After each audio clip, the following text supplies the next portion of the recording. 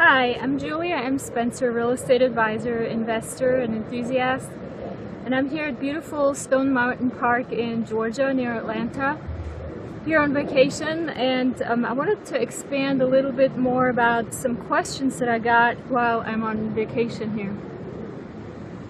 Specifically, I had a friend of mine who has recently had to move because of a job offer and had to basically rent out his home back where he was living before, and he was asking me what he should do with this property. Should he sell it, or should he keep it and rent it out, and what would be the best financial option for this?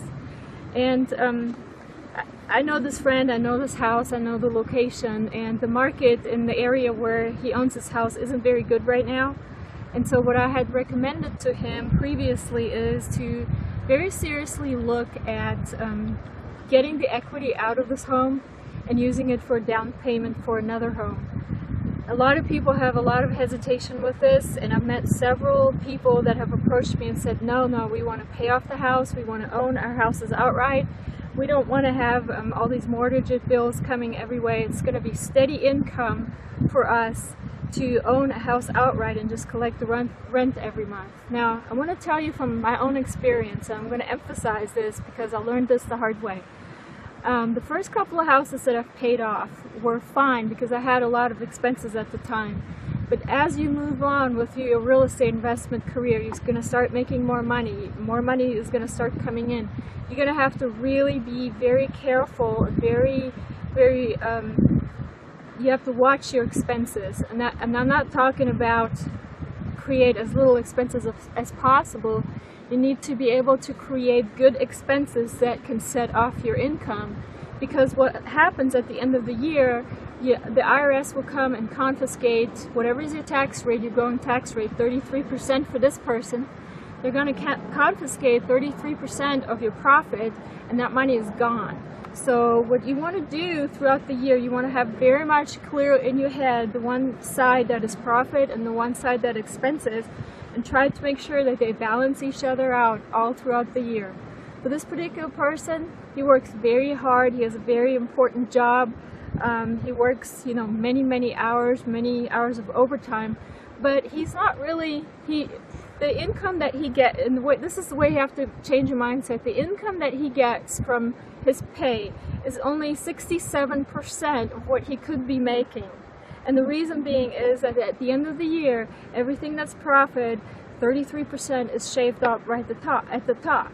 So for this particular person, I said, do not sell your one asset that you have. Do not sell this house, because you're not only just selling this house and selling the liability of the mortgage, obviously, or the same goes for paying it off, you're getting rid of this liability of a mortgage, but if you sell it, you basically are also selling your cash flow, your probability for appreciation, your probability for amortization, the paying off of your loan, and you're also selling your ability to have some depreciation expenses on the property, in addition to a lot of other expenses that you could be deducting and using as a legitimate write-off of your taxes.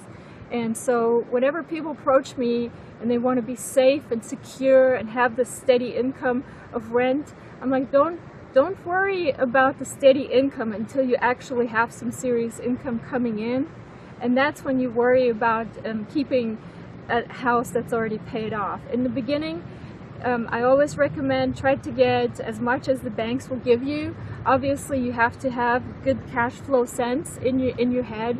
You have to understand expenses and incomes and timelines and the time value of money, as well as the actual cash flow in your bank account throughout every day. So be aware of that. Make sure that you know which expenses are coming down the road at you for whatever property that you own. But if you just have one rental property, take the equity out. Use it for another property. Best case, you have a lot of equity. You can take the equity out and buy 2 or 3 other properties. You use the equity and split it up into several down payments for a couple of other houses, and that's how you're going to build your growth. That's the only way you're going to build your growth. If you pay off one house and then start paying off another house, it's going to take forever and you're never going to get ahead. You're really wasting your time. You're wasting money and wasting time.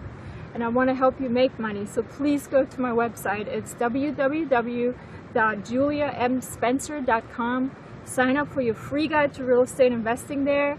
Sign up for your newsletter. I have a lot of offers and freebies that come your way if you do so. And I hope to see you investing wisely very soon. Thank you. For your free guide to real estate investing, visit juliamspencer.com.